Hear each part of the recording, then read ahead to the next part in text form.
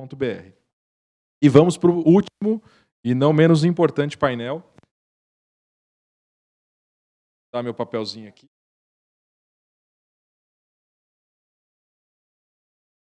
Bom, e para fechar, a gente vai convidar o Índio Chagas, que é o nosso diretor técnico, para poder mediar esse painel. O painel vai falar sobre a ESG aplicada ao universo de data center. Quer dizer, a gente, quando discutiu, né, esse painel, a gente pensou de que maneira a gente podia fechar isso, e a gente, então, definiu essa estratégia de colocar aqui um painel que olhasse ESG de uma maneira mais global. E aí eu estou chamando aqui a Carol Maestre, que é da Udata. Ela, infelizmente, ela teve um compromisso de última hora, né, Carol? E não nos deixou na mão, vai entrar aqui online com a gente. Obrigado, Carol. A Carol é diretora de ESG e EHS da Udata hoje, e ela atuou como head de ESG no Grupo Boticário. Então, a gente acabou de citar aqui, né, o Grupo Boticário, o Degelo acabou de citar aqui, que é um dos...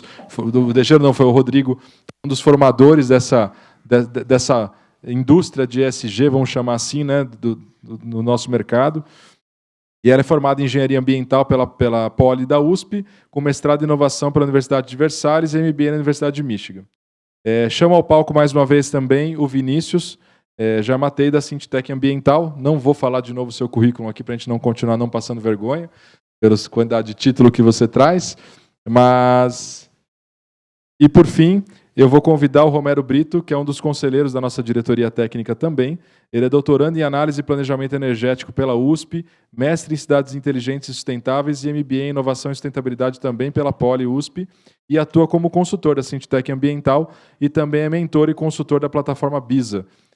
A plataforma BISA, para quem não conhece, é uma plataforma que você consegue verificar, né, me corrija se eu estiver errado, Brito, verificar como é que você está, a sua empresa está dentro do espectro ESG.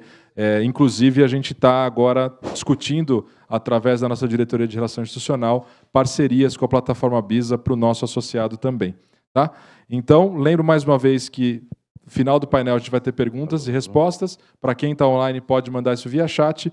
E no final dessa conversa aqui, a gente vai para a melhor parte, não é a melhor parte, mas é uma boa parte também, que é um coquetel de encerramento do nosso evento. Tá bom? Obrigado, Índio, está com você. Boa tarde a todos e a todas. Obrigado pela participação, tanto aqui presencial quanto online, né? Obrigado à convidada e aos convidados. É interessante, quanto o Degelo falou, comentou, por que a gente está falando disso, né? Quando a gente decidiu os temas, realmente foi um desafio, porque é um pouquinho fora da casa. Normalmente se espera que uma associação trate para os associados da indústria sobre equipamentos, soluções, o que é um OPS, o que é um gerador, o que é um sistema de incêndio.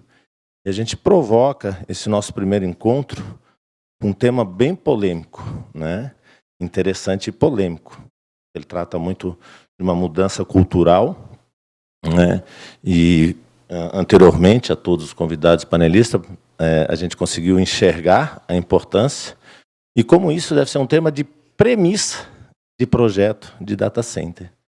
Porque normalmente trata-se de quantos racks, quantos watts por rack, tamanho, onde eu quero chegar, onde eu posso chegar, né? Então, com essas premissas, você faz todo o projeto, todo o dimensionamento. Mas se você já no início lançar como premissa onde eu quero chegar na área sustentável, ambiental, social e de governança disso tudo, eu acho que tu também começa a partir do início, tratando da tua implantação do ESG. E é isso que nós vamos tratar um pouco aqui hoje, né? Como já se tratou muito de ambiental, muito de outros temas, a gente aqui vai falar um pouquinho sobre o histórico, a sigla, há quanto tempo, o que se mais tem de também sustentabilidade quanto à parte de dados, o que se faz na parte social e como fazer toda essa governança. Okay? Eu vou usar aqui do meu artifício, do cronômetro, porque nós somos os últimos, eu não quero estender, e o tema, se a gente deixar, a gente vai longe, né? Vou começar a cronometrar aqui. Boa tarde, Brito. Queria conversar aqui contigo que tu contasse um breve histórico, né, Alô? sobre o ESG, né, a linha do tempo, o que são os tripés, e se existe alguma coisa prevista referente à sigla, que não é nacional, se tem algum tipo de tropicalização. Porque sempre se trabalhou, né, na questão de sustentabilidade, de ambiente, e agora se está se reunindo com outras preocupações. Perfeito. Boa tarde a todas, a todos. Desculpe-me, eu estou um pouco gripado, mas realmente é gripe mesmo. Eu fiz teste da Covid e, graças a Deus, eu passei desta fase. Mas eu já peguei o ano retrasado. E eu quero fazer 3 agradecimentos, né? Primeiro, a Deus por eu estar aqui com saúde, depois de uma Covid, o ano retrasado, né? Estar com saúde aqui falando com vocês. Segundo, eu quero agradecer a Sintec Ambiental por ter se associado, né, à BDC. Está aqui o CEO, ele fala que é o diretor, mas é o CEO de lá, tá?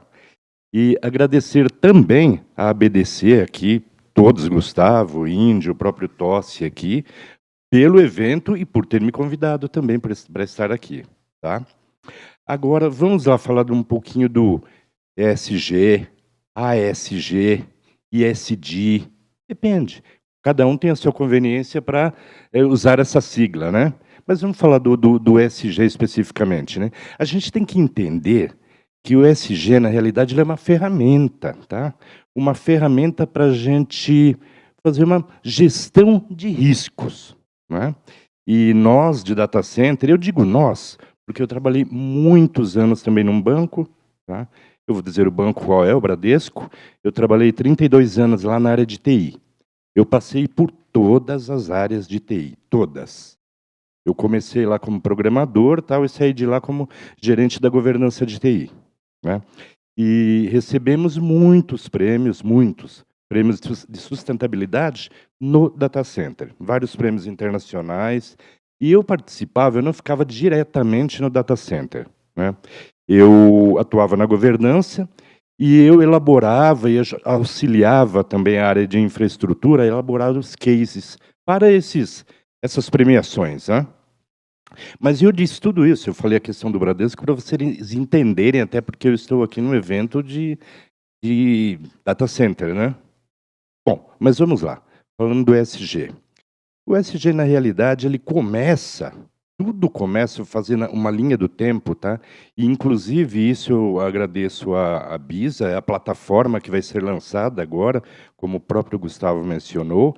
Ela serve para medir, sim, servirá, né, a maturidade das corporações quanto a boas práticas de ESG, né? E tem uma base de dados aí já de 2 anos, desculpe-me, 2 décadas, né, de trabalho que já foram feitas com mais de uma empresa. Santander participou já de premiações do Benchmarking Brasil, o próprio Bradesco já participou. Enfim, tem uma base de dados extensa aí, e isso aí vai ser utilizado digitalmente, né? Essa plataforma BIS é digital, utilizando a inteligência artificial, e vamos conseguir fazer as comparações e fazer as medições aí. Depois eu conto um pouquinho mais no intervalo, no café, como que vai funcionar e como funciona essa plataforma, ok? Mas vamos lá. O ESG ele começa basicamente em 94, tá? Quando o John Elkton, um consultor britânico, ele conceituou, né, o Triple Bottom Line, que na realidade é o tripé da sustentabilidade, né? É o ambiental, né? Usando aí o capital natural, o social usando o capital humano, né? E o financeiro, que é se reportando aos lucros, né? Posteriormente, isso logo na sequência, eu estou usando meu celular aqui porque tem umas datas aí que eu me confundo e eu não quero atrapalhar vocês também, tá, com isso. Em 97 surgiu aí o quê? O GRI. O GRI naquele modelo de relatório de sustentabilidade. Então o GRI ele se propôs a auxiliar aí as empresas a comunicar as suas ações e os seus negócios no âmbito sustentável, tá? baseado no modelo de relatório de sustentabilidade mesmo. Posteriormente, em 2004, né, aí começa a marolinha, né, a marola do ESG. Na realidade, foi quando a ONU ela lançou aí aquele relatório, Who Care Wins, né, vence quem se importa, e ela emitiu isso aí para empresas principalmente de crédito, né, dizendo que as empresas, a partir daquela data, seria interessante começar a divulgar, né, as suas informações baseada inclusive no tripé. Ela falava anteriormente o tripé da sustentabilidade, mas baseada nas boas ações de ESG. Em 2015, vieram, antes disso um pouquinho, tá? Falando de 2004, 2015. Foi quando vieram os ODS, né, os Objetivos de Desenvolvimento Sustentável. Também já estava alinhado também ao ESG, né? E em 2018 foi quando aquela ondinha, aquela marolinha virou um tsunami, né? Foi quando realmente o Larry Fink, né, querida? Você lembrou aí, né? Eu não estava lembrando, mas eu tinha anotado. Obrigado, aqui. Carol. Viu, Carol? Obrigado. Então, Larry Fink, ele passava um relatório, lógico, passavam todo ano, né? Todo final de ano para na realidade, o Larry Fink, para quem não conhece, né? É um empresário, na realidade, uma consultoria, né? E ele, para vocês terem uma ideia, ele tem 10 trilhões, né, de dólares. Ele tem em movimentação em que ele faz a gestão desses recursos, né? 10 trilhões de dólares, para vocês terem uma ideia, é maior que muito PIB de muitos países, inclusive o Brasil, né? E foi quando ele mandou uma carta para aqueles que ele investia também, claro, fazia gestão, dizendo que ele iria duplicar, né, os investimentos para empresas alinhadas ao ESG. Então, aí, realmente, foi quando começou o tsunami mesmo. Por quê? Todos ficaram preocupados com aquilo, até em relação aos aportes que iriam ter, né? Porque poderiam não ter mais, não sendo alinhados, né, ao ESG. Então, basicamente é isso. Eu contei uma historinha aí, mas para dizer como que começou todo esse ESG aí, Índio. Ok? Tá ok, muito obrigado. Agora nós vamos conversar com a nossa convidada online. Boa tarde, Carol. Queria que tu falasse um pouquinho sobre o que pode impulsionar a nossa organização, as organizações de todos, a se preocupar e fazer uma implantação de ESG. Para onde eu vou, como eu vou, de que forma que eu vou? Boa tarde. Eu peço desculpa que não está presente, mas permite a gente participar de eventos e outras coisas que a gente em outros momentos não conseguiria, né? Bom, eu queria contar um pouquinho, até enganchar um pouquinho no que o Pedro trouxe. Cada vez mais nos últimos anos a gente vem ouvindo essa palavra, né, ESG. E principalmente nesses 2 últimos anos que a gente teve a pandemia e uma crise global, a gente conseguiu ver o termo, a gente até olha nas buscas do Google, olhando então mais de 20 vezes a busca desse termo. Então, assim, acho que a pandemia trouxe uma relevância maior a esse tema e mostrou que as questões ambientais, sociais e de governança, elas não são locais, elas são globais. E mostrou que empresas resilientes e que têm uma boa gestão de ESG, né, de sustentabilidade, tanto social quanto ambiental e governança corporativa, têm uma resiliência muito maior. Quando a gente vê esse aspecto financeiro, a gente vê a importância do ESG. O próprio Larry Fink aí mostrou, né, Larry Fink mostrou aqui que cada vez mais, né, os fundos de investimento estão olhando para isso, que eles, como o maior fundo do mundo, acreditam que isso é imprescindível. Eu acho que ele trouxe isso para um olhar de investidor que antes a gente não tinha tanto.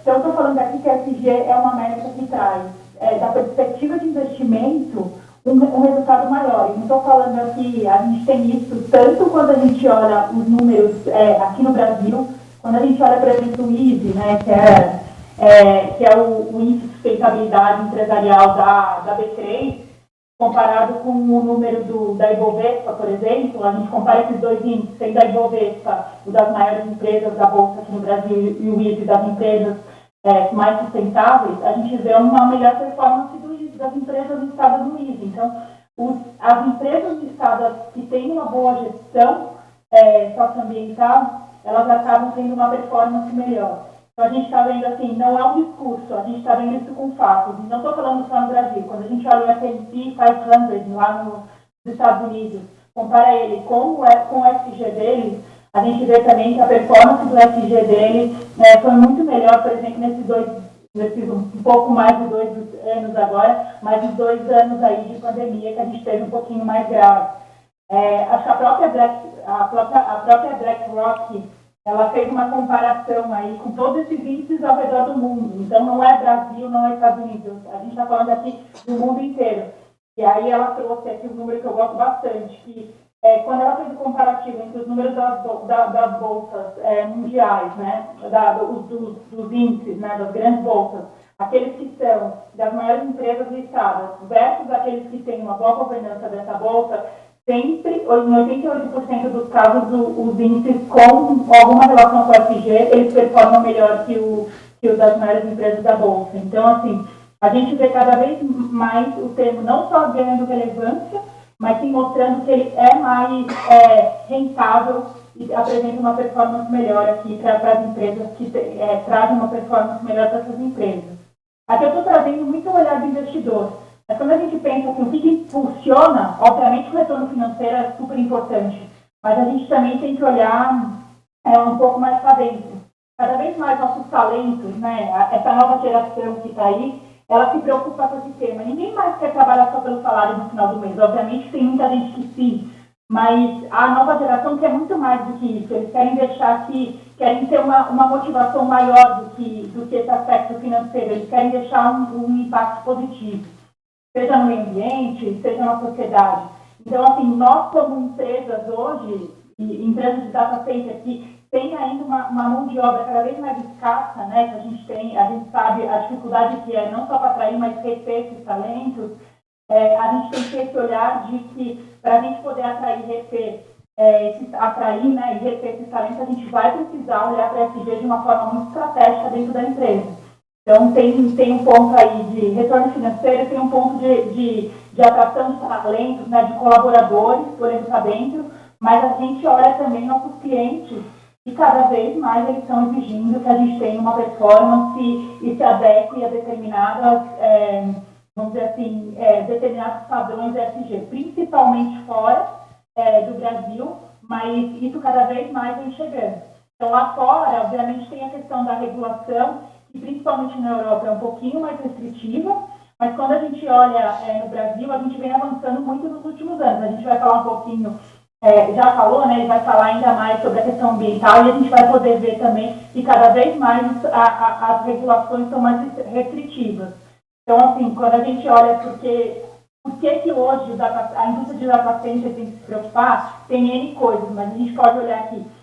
A gente está falando de uma performance financeira melhor, a gente está falando de uma atração de talento, uma retenção desses talentos num mundo onde eles são escassos, a gente está falando de atender melhor os nossos clientes e as expectativas deles, a gente tem uma questão de regulação cada vez mais restritiva, e por que não, restritiva? Porque não se antecipar essa regulação e não deixar para seguir depois que ela chega. E assim também tem uma questão aqui com a comunidade do entorno, né? Tem uma questão da gente trabalhar com essa comunidade aqui e poder desenvolver não só nós como negócio, mas também essa comunidade que está ao nosso entorno. Então, eu trouxe algumas coisas aqui que eu acho que impulsionam a questão de ESG na indústria, tanto do lado financeiro, quanto do lado de gestão de talentos, quanto do lado de comunidade e também, obviamente, a questão regulatória, que é onde começou tudo isso, né? Que, como disse aqui o Brito, é uma gestão de risco também. Obrigado. Eu também acho que a questão do investidor está cada vez mais exigindo a implantação da ESG. Ele está enxergando No final, o cliente, o usuário, ele está com uma cultura, uma cabeça um pouco diferente, ele está consumindo de uma forma diferente. Então, ele está apostando naquele que está apostando também numa consciência ambiental e numa consciência social, né? Obrigado, Carol. Boa tarde, Vinícius. Nós tratamos ainda há pouco em outro painel sobre reciclagem. Aqui a gente vai um pouquinho também em reciclagem, mas tratando em reciclagem de dados, né? Os riscos, né? Referente ao ambiente e vazamento de dados, preocupação com limites de responsabilidade, mas já com a finalidade de como tratar os dados. Índio, boa tarde novamente. A gente teve uma discussão muito legal sobre a LGPD, sobre toda a preocupação que precisa ter com os dados gerenciados. Só que no momento do descarte desse material, e é o que eu vou falar agora um pouco sobre o descarte de sucata eletrônica em geral, né, reciclagem de todo o material, só que pré-descarte a gente tem que ter uma preocupação muito grande sobre como vai ser tratado esse descarte, qual a importância do processo e a destruição desses dados, né, pré-descarte. Então, eu vou explicar um pouquinho como é trabalhado isso, como tem que ser entendido dentro do data center os processos, desde a parte de armazenagem, controle do material que está armazenado, até o processo de transporte dos dados, se é necessário ou não, e o processo de destruição em si. Bom, iniciando na parte da armazenagem do material, o primeiro ponto que o data center precisa se preocupar se é um local seguro, ou seja, o material que vai ser descartado, ele está num local de segurança, tem um acesso restrito. Esse material que vai ser descartado também, ele tem um controle, você tem um controle por número de série, se tem 10, 20, 30 equipamentos, quais são os HDs que estão lá, quantos HDs estão, se tem realmente esse controle do material que vai ser descartado, e o acesso a essa sala, para não ter nenhum furto ou reuso até interno para movimentação e você não tem um controle de como esse dado está sendo descartado. A gente acaba vendo muito que o data center tem, ou as empresas que a gente trabalha, tem um controle, um processo de descarte ou destruição de dados, mas muito eles seguem até do seu próprio cliente. Eles seguem uma instrução do cliente que exigem os procedimentos A, B e C, só que ele não tem o seu próprio processo, ele não tem o seu próprio procedimento. E se esse procedimento que o cliente está exigindo não está correto? Se você está seguindo e acaba tendo um problema ambientalmente ou dos dados serem vazados, de quem é a responsabilidade, né? Então, é importante que toda empresa tenha um processo próprio, siga entenda exatamente como é o procedimento a ser seguido e tenha isso como regra própria. Pode ter uma regra adicional de um cliente que você inclua no seu, mas você tem que ter sua regra própria disso para que os descartes sejam de uma forma correta. Então, inicia dessa responsabilidade da armazenagem desse material. E entre logo em seguida, como vai ser feito o descarte no caso da destruição de dados. Para o descarte, é muito importante também entrar o ponto da movimentação. Quanto maior a movimentação que você tem de HDs, SSDs ou fitas magnéticas, enfim, quanto maior a movimentação, maior aumenta o risco de um extravio de dados. Então, o primeiro processo se é necessário, se é possível fazer a destruição de dados no local, e se não é possível fazer a destruição de dados no local, como vai ser feita essa movimentação? Vai ser um caminhão lacrado, os dados estão em um compartimento também com lacre, essa movimentação do caminhão também ela é acompanhada, tem escolta, tem segurança, ou tem um representante da empresa que a acompanha, a empresa que vai receber os dados para destruição, ela tem um controle de recebimento, a área de destruição desse material, ele também é uma área segura, é uma área que pode ter um acesso IP, um acesso remoto para poder acompanhar o processo também remotamente. Todo esse caminho do material tem que ser tem que estar dentro de um procedimento daquilo que a empresa consiga atender. E aí entra o processo da destruição em si. Essa destruição, se for... Aí entra num processo da destruição, a gente tem que só entender que o armazenamento de dados ele tem alguns formatos, né? Tem em HD, tem o SSD, tem fitas magnéticas, que é os mais utilizados no data center, mas ainda temos CD, temos DVD, tem documentos. E como seria o processo dessa destruição, né? Um dos processos que é bastante trabalhado, que é o data wipe, ou seja, a formatação dos dados.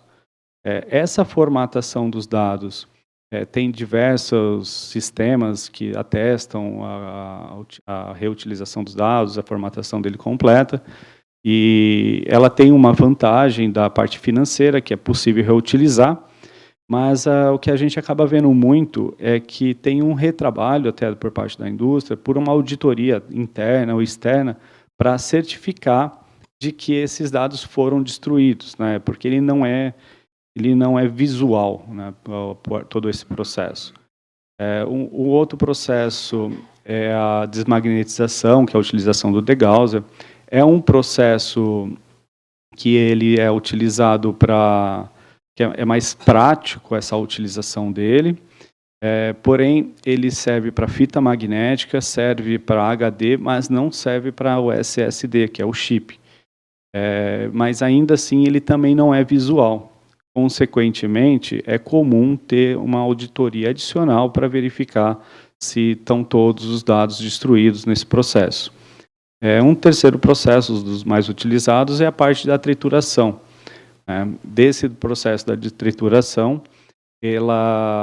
aí vai ser trabalhado todos os materiais, tanto HD, SSD, quanto fita magnética. No caso do SSD, assim como um celular, que a informação está no chip, a trituração ela tem que ter uma fragmentação menor para certificar que o chip ele foi destruído, né, para não correr o risco de uma trituração, exatamente o chip onde consta uma informação, ele sai intacto ali. Tudo bem que vai estar uma sopa de letrinhas, ou seja, muito material triturado em cima, mas não pode, dos processos, eles não podem seguir.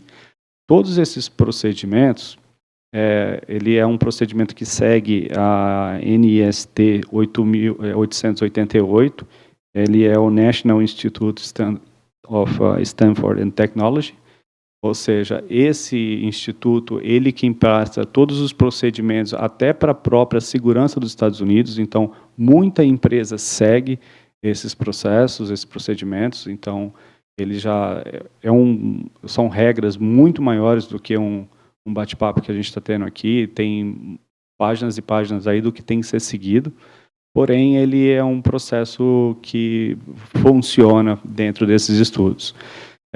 Nesse processo da trituração também, aí ele entra dessas movimentação, ela pode ser feita trituração no local. O ponto negativo, vamos dizer assim, da trituração é que você precisa disponibilizar um espaço físico para receber o shredder e que tem um ponto de energia, né? Tem os casos que dá para levar caminhão com gerador e tudo, mas o normal é disponibilizar esse ponto de energia, aí todo o processo é feito, essa trituração, para o correto descarte seguro. Depois desse material todo destruído ou descarte do eletrônico, aí a gente entra num outro problema, que é a parte ambiental, como é feita a correta reciclagem desse material eletrônico. A gente tem diversos tipos de materiais, por exemplo, essa parte de material triturado, ele tem uma pré-contaminação, então a gente teria que fazer a separação, mas ele entra num processo onde você tem que ter a destinação para empresas de reciclagem.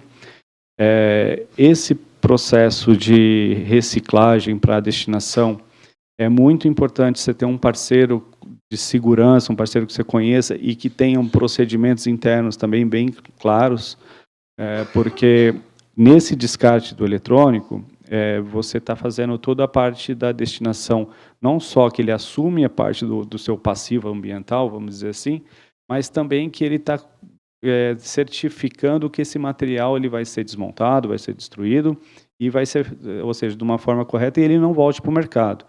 Então, a não ser se for um caso de decomissionamento para revenda. Mas quando é um processo de descarte, o ideal é ter essas empresas homologadas para um correto processo de descarte para que não ocorra nenhum extravio. Um exemplo que a gente tem de mercado não é tanto para data center, mas uma empresa que prestava serviço para um banco e que fornecia impressoras, na época, grande volume de impressoras para cheque, e mandou a impressora para reciclagem, e para destruição e reciclagem, e morreu o processo. Depois de um tempo, o banco recebeu uma ligação da Índia, informando que os caras foram fazer um teste na impressora que eles compraram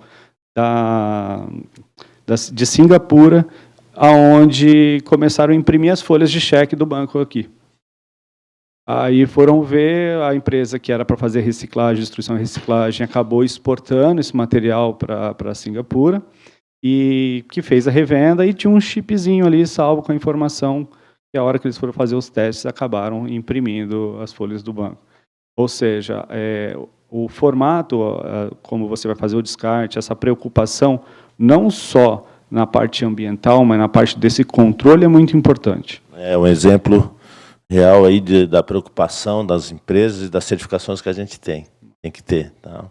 Obrigado aí, Vinícius. Nós vamos partir agora mais para um tema que é entender como é que seriam, se tem métricas, a gente tem algumas ferramentas e exatamente quais as certificações que a gente tem que ficar atento para que não ocorra esse tipo de desvio, espionagem industrial, espionagem militar, né? Esses temas que estão assim no ar o tempo todo, né? Em Brito, o que é que tu pode me dizer sobre isso? Então, na realidade, está ouvindo? Tá ouvindo? Acho que está ligado, né? Então, nós temos várias ferramentas aí, e inclusive não só ferramentas no âmbito do data center, mas da TI como um todo, né? Nós podemos nos basear até no próprio COBIT, né? Que nós temos lá vários, se você pegar o COBIT ali, você tem vários direcionamentos ali para você realmente seguir. A gente tem que seguir um padrão, né? Não tem como não seguir um padrão, porque você não consegue nem se comparar com uma outra organização se você não segue um padrão, né?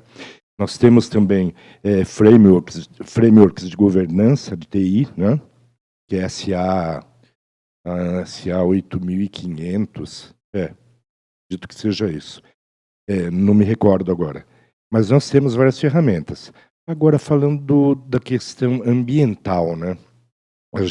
Eu nem citei, eu citei só a questão do ESG, né? O ESG, claro, nos 3 pilares, o ambiental, o social e a governança. Então, falando da questão ambiental, nós temos uma série de boas práticas, né? Mas eu queria também aqui dizer que eu pensava dessa forma, tá? E devido aos riscos até, e eu não vou falar aqui só de riscos, eu vou falar de outra coisa, até oportunidades, né?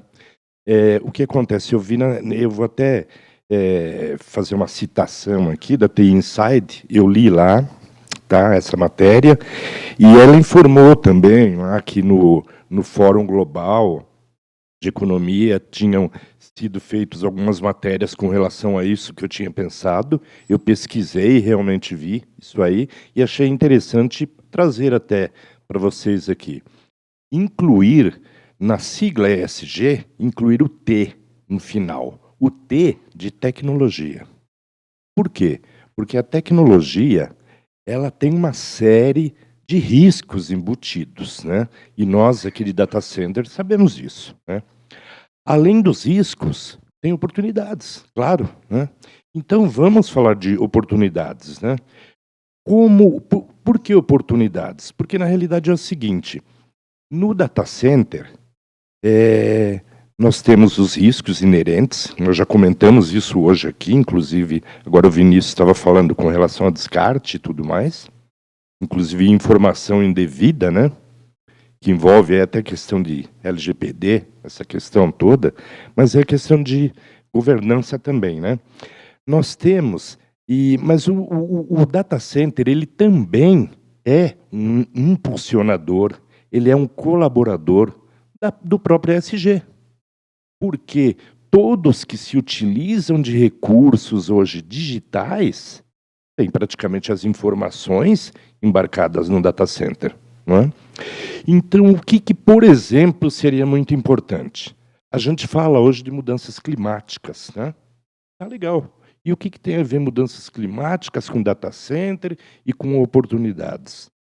Bom, nós temos o que armazenado no data center? Várias informações, vários dados. E nós temos dados lá também climáticos. Né? Nós temos dados ali armazenados do clima. Né? Por quê? Porque empresas que se baseiam nessa informação, tá, para fazer monitoramento e tudo mais do clima, se utiliza de um data center. É onde essas informações estão. Eu disse tudo isso com relação ao clima, porque nós temos aí é a oportunidade do data center, tá, com essas informações, mas nós temos um risco. Né? E qual é o risco? O risco para empresas, risco para o governo, por exemplo. Olha que interessante. O que acontece? O que aconteceu no mês passado no Pernambuco? Especificamente em Recife. Né? Nós tivemos lá deslizamentos, né? De morros, lá, de pessoas que moravam em lugares de risco. Né? Morreram 130 pessoas. Tá? E qual que foi o risco? O que está acontecendo aí?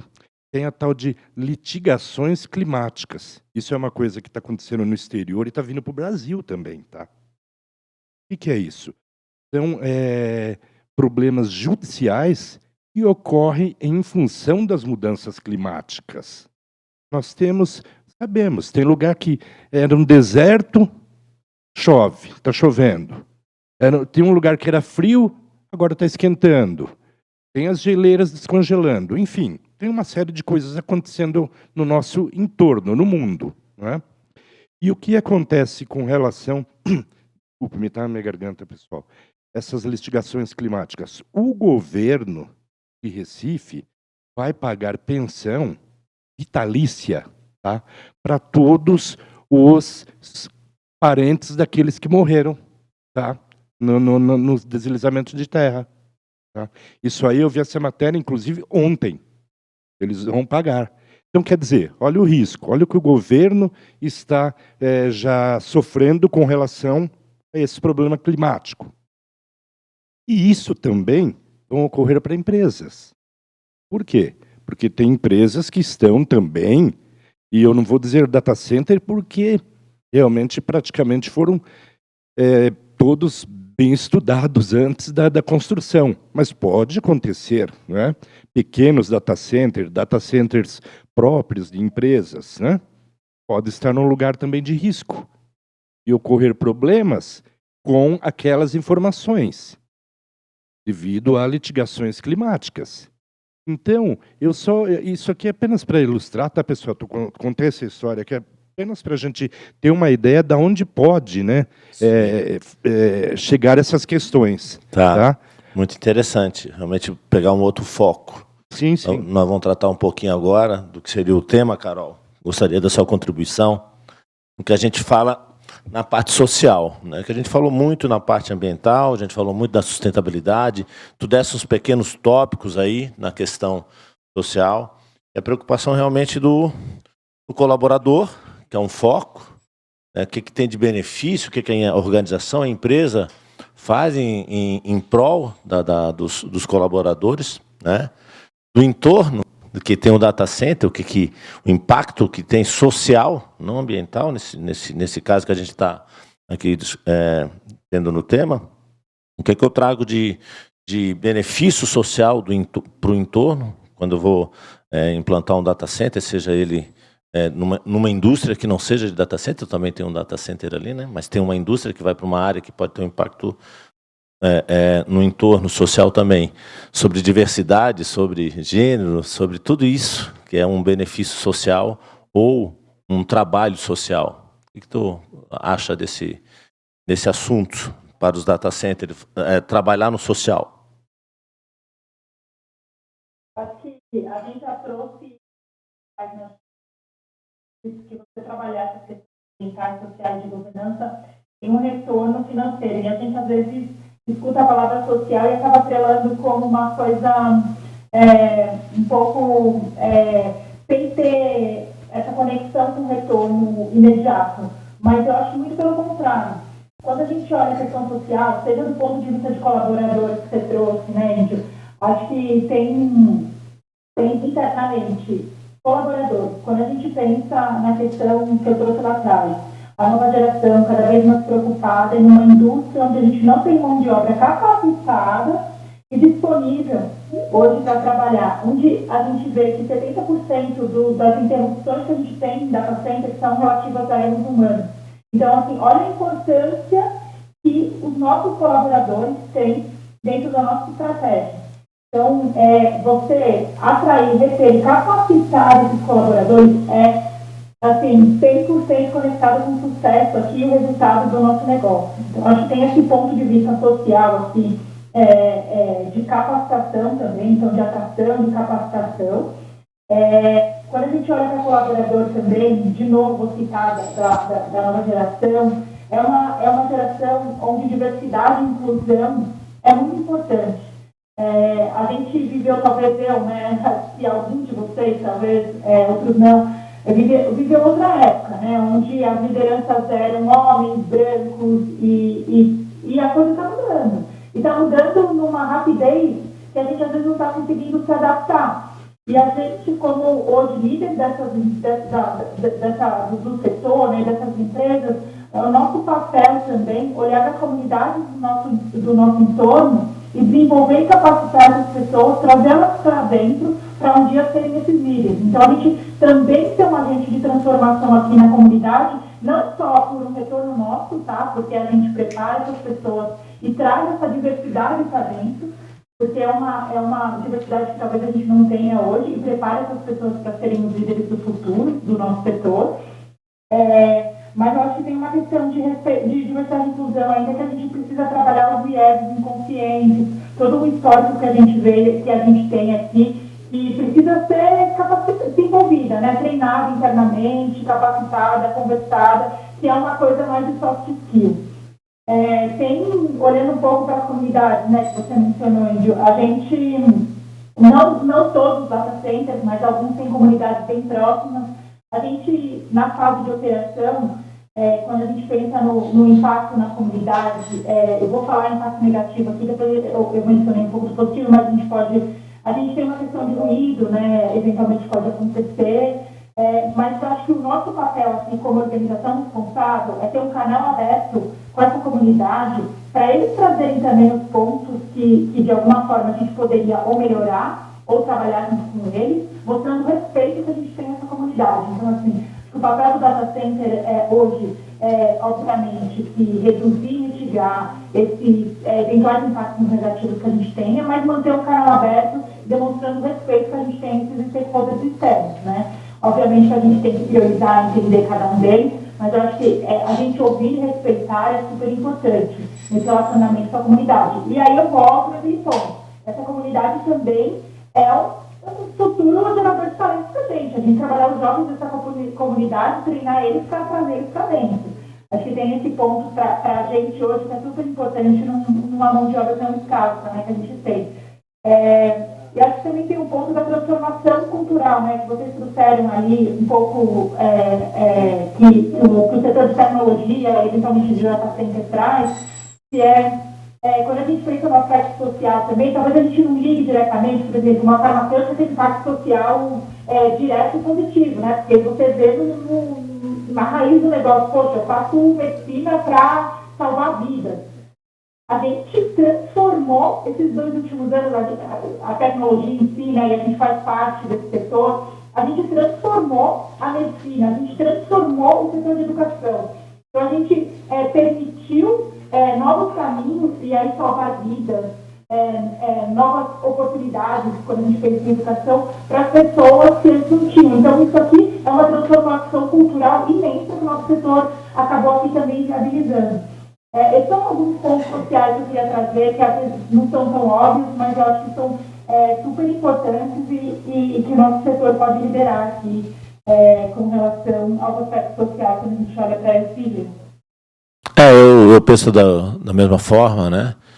Que se tu tens um colaborador que ele está se sentindo bem-estar, né? Naquela questão de que o ambiente que ele trabalha é saudável mentalmente, né? Que ele se sente à vontade naquele ambiente, é realmente um bem social para ele. E o entorno, claro que várias empresas fazem o trabalho referente ao que pode colaborar na sua vizinhança, né? Pois não, pode comentar, por favor. Temos mais um tempinho aí. Temos mais um tempinho.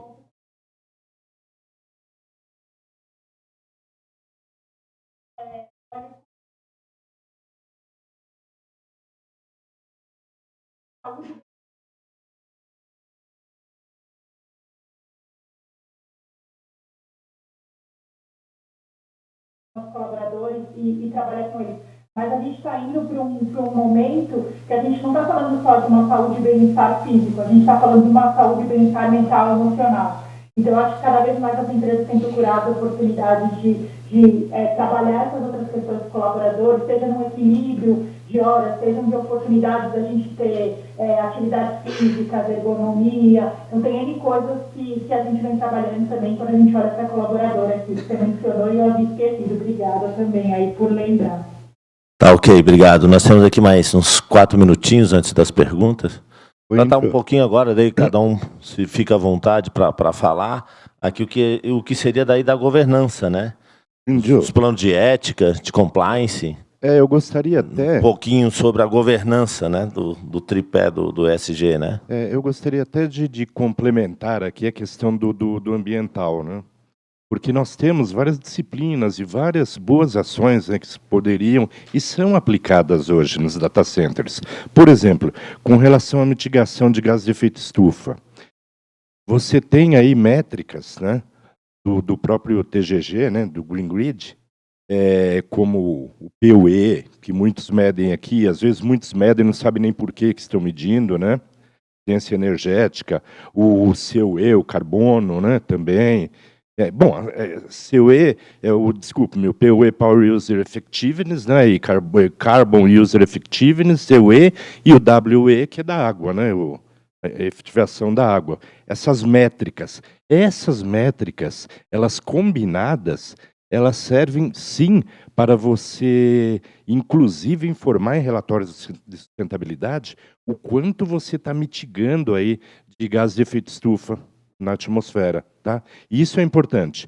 A gestão de resíduos eletroeletrônicos também, tá? É muito importante. E outra, praticamente, tem um estudo feito aí, praticamente em 2019, até inclusive, foi feito um estudo de que 3 milhões de toneladas foram, de resíduos, né? Foram destinados inadequadamente, praticamente, tá? Entre 1% e 2% do público fez e gere essa gestão de resíduos eletroeletrônicos. Brito, é importante dizer que o data center é um tipo de indústria que é possível ter zero aterro. Todo o material descartado pelo data center, ele é passível de reciclagem. 99% é um material mais fácil de reciclagem, vamos dizer assim, mas até a parte de refeitório, vamos dizer, da alimentação, cabe compostagem, e aí a gente entra num outro viés, mas é um tipo de indústria que é fácil a implementação, desde que o data center se preocupe com isso, né, entenda isso como cultura, ter um aterro zero. Ele é facilmente trabalho. E na parte social, quando se trabalha a parte de reciclagem, a destinação desses resíduos, hoje as pessoas que trabalham na reciclagem são as pessoas do primeiro emprego, são pessoas que estão, às vezes não tem nenhum estudo, que eram antigo até muitas vezes as cooperativas que não tinham CLT ou nada, que hoje as indústrias de reciclagem têm toda essa parte. O cara ele está empregado, tem plano de saúde, tem tudo, ou seja, está ajudando essa entorno também, né, que é muito importante. Carol, temos o último minutinho aí.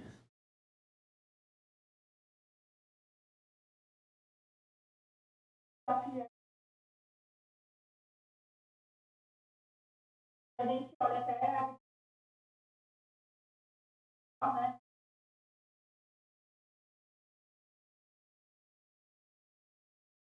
Ela realmente é uma coisa que muda a vida dessas pessoas, e a gente pode ter um olhar mais estratégico sobre isso também. Mas só trazendo com relação à governança, a gente já mencionou, né, que a governança acaba amarrando todos os outros aspectos que a gente mencionou, né? Então, a gente está falando, eu falei de um canal aberto de comunidade, a gente olha para a governança, a gente está falando da questão de ética e compliance, né? A gente está falando de um canal aqui também, de um código de conduta e um canal de ética para a gente tratar qualquer ação aqui que não tenha. A gente está falando de diversidade no board, em caso de empresas que tenham esse tipo de governança corporativa. A gente está falando de cyber security, né, de segurança de dados em data center.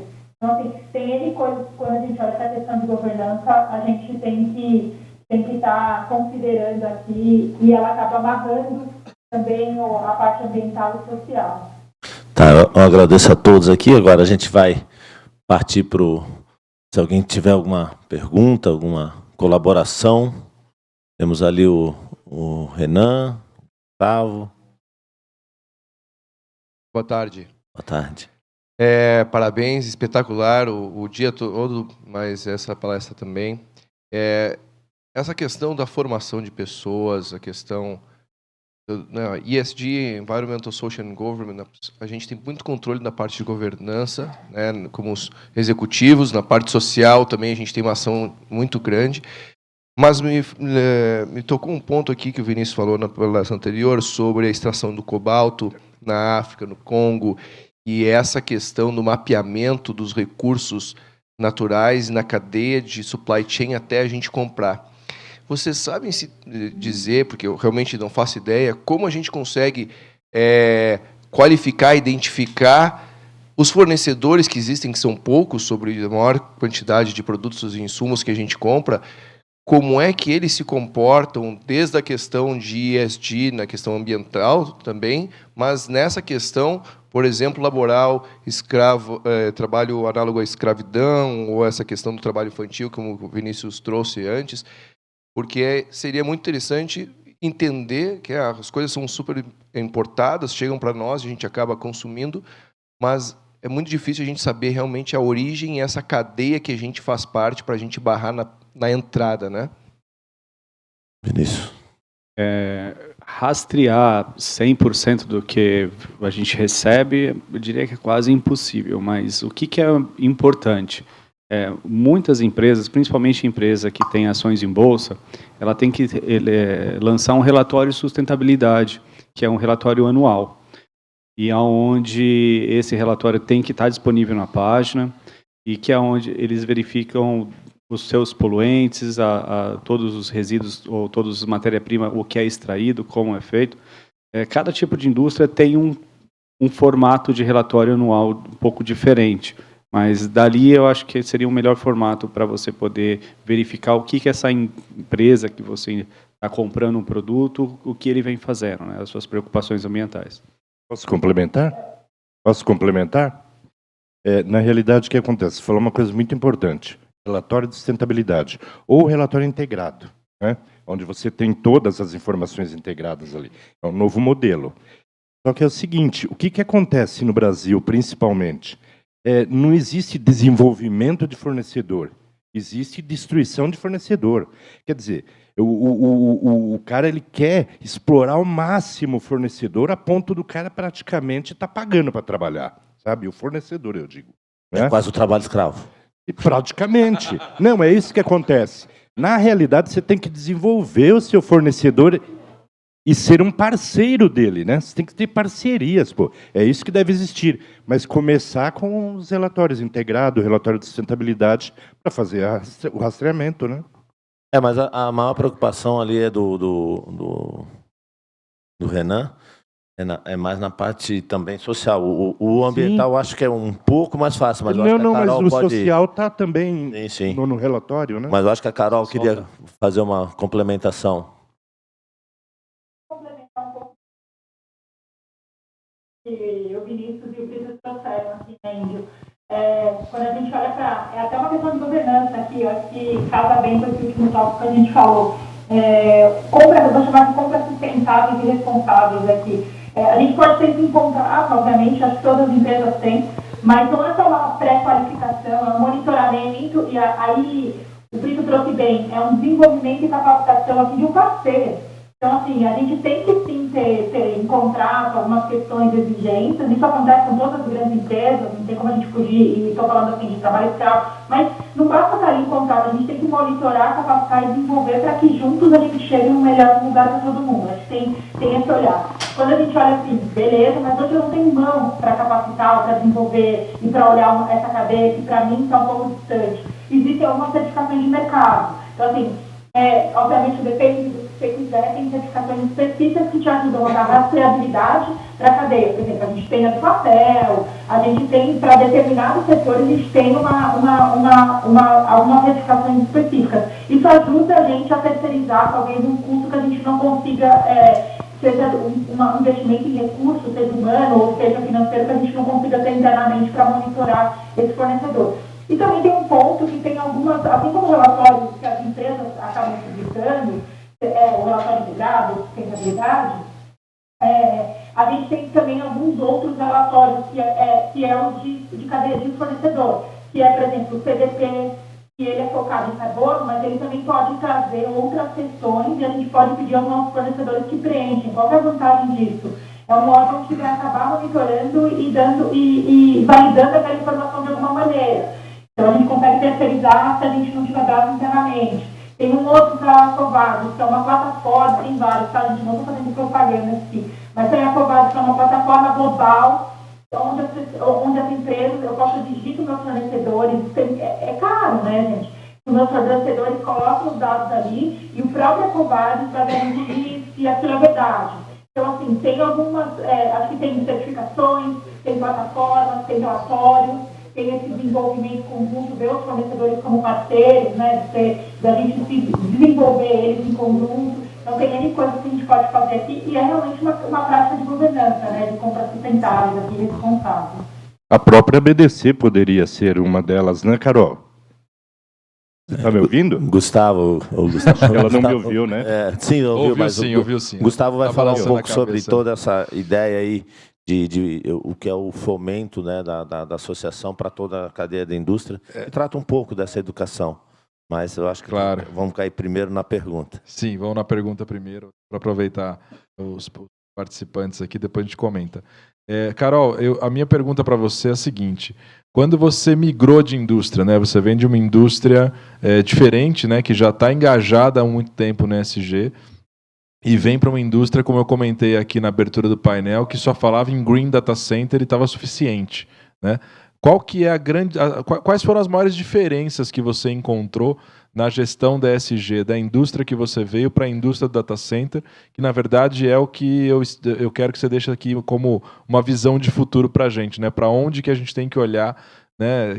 Quer dizer, para onde a gente não está olhando ainda ou não estava olhando até tempos atrás e para onde a gente tem que olhar para o futuro quando a gente fala de ESG em data center. Não, é uma grande setor de cosméticos, porque as duas empresas brasileiras fazem isso, a proposta de eu acho que é isso que é aprendizado. Como é que a gente pode olhar para o nosso setor, ou para cada um na sua empresa, né? E falar assim, aonde que eu tenho isso como proposta de valor? E eu não estou falando de marketing, tá, gente? Eu estou falando de proposta de valor. A gente olha para ambiental, a gente tinha isso na cabeça, Mas a gente uma coisa que eu acho que a gente tem muito para amadurecer isso é a questão social, né? A gente pensa em social, a gente fala assim, comunidade do entorno, voluntariado, não, vamos fazer uma ação ali. Eu acho que a gente pode pensar nisso como indústria de uma forma muito mais estruturada e a evolução que a nossa indústria pode trazer na parte social. E, obviamente, na parte ambiental aqui tem muitas outras coisas que a gente pode fazer. Mas, para mim, como é que o ESG pode ser, de fato, um diferenciador aqui para minha empresa hoje, né? É uma exigência de cliente.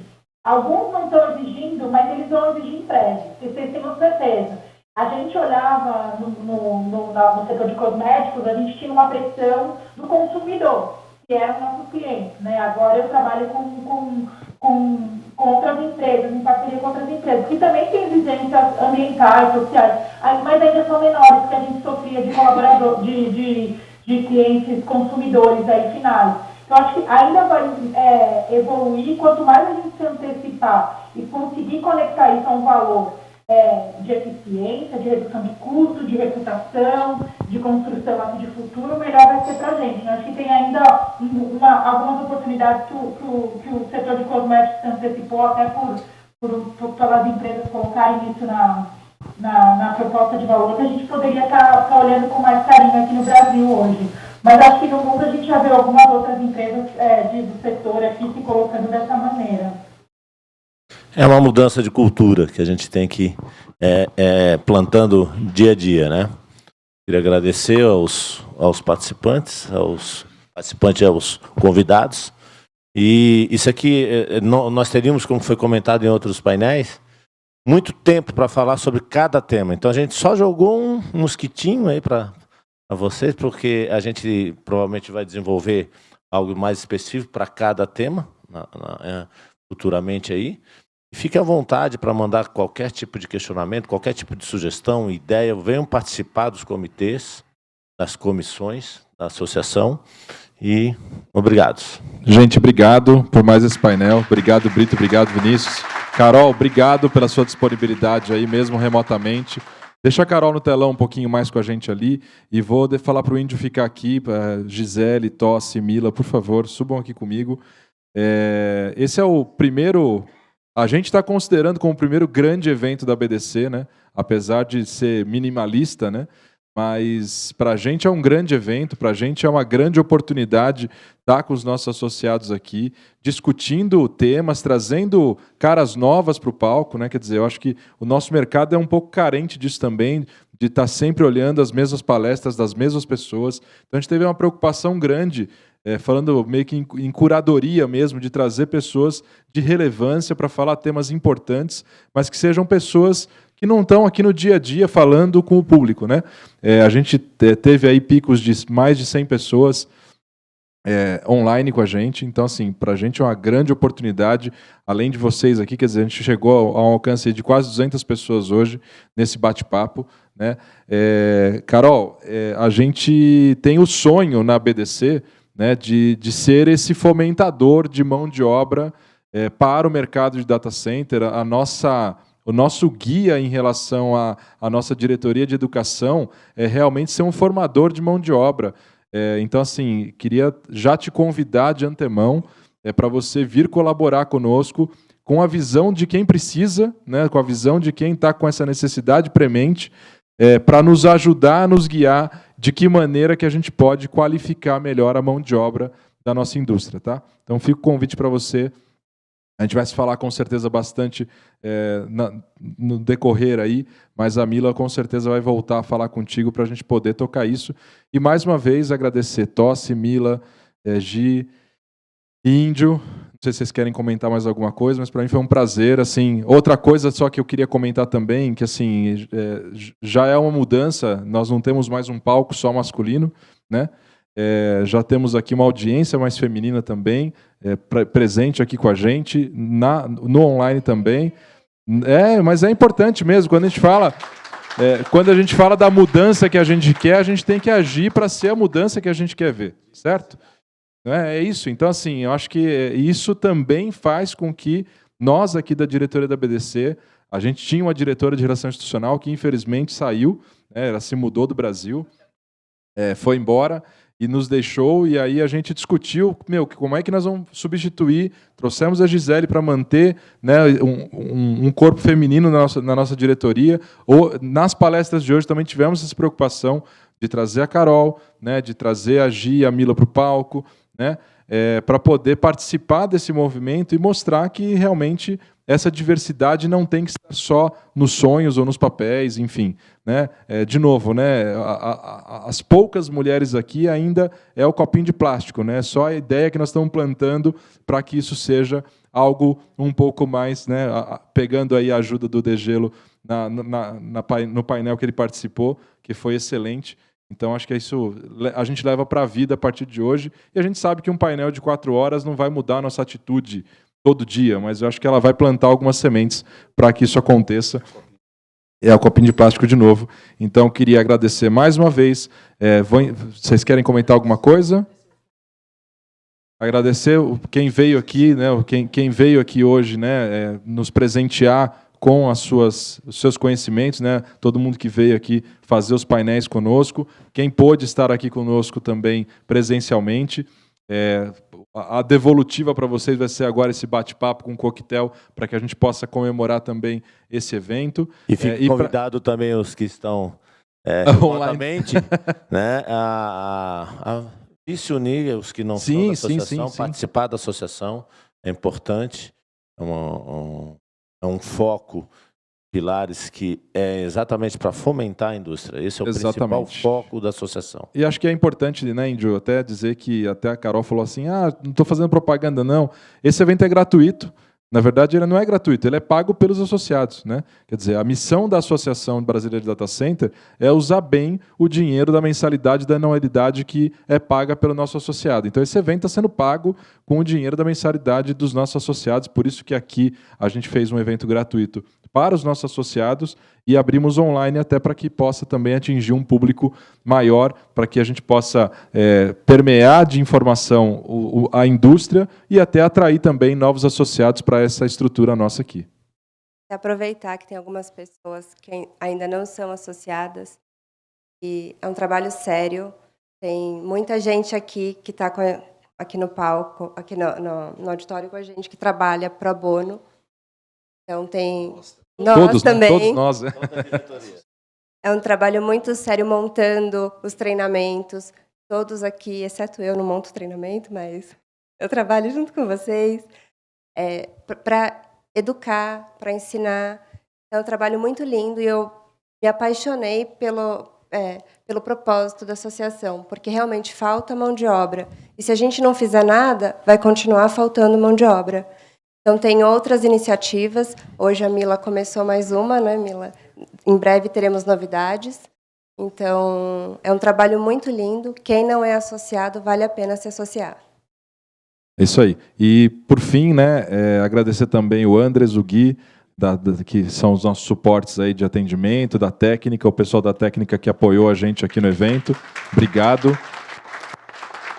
E é isso. E assim, o que vocês viram aqui hoje de pontualidade, de começar no horário, de acabar no horário, isso é um mote da nossa associação também. A gente quer fazer eventos respeitando, né? Quando a gente fala de ESG, a gente começa pelo respeito, né?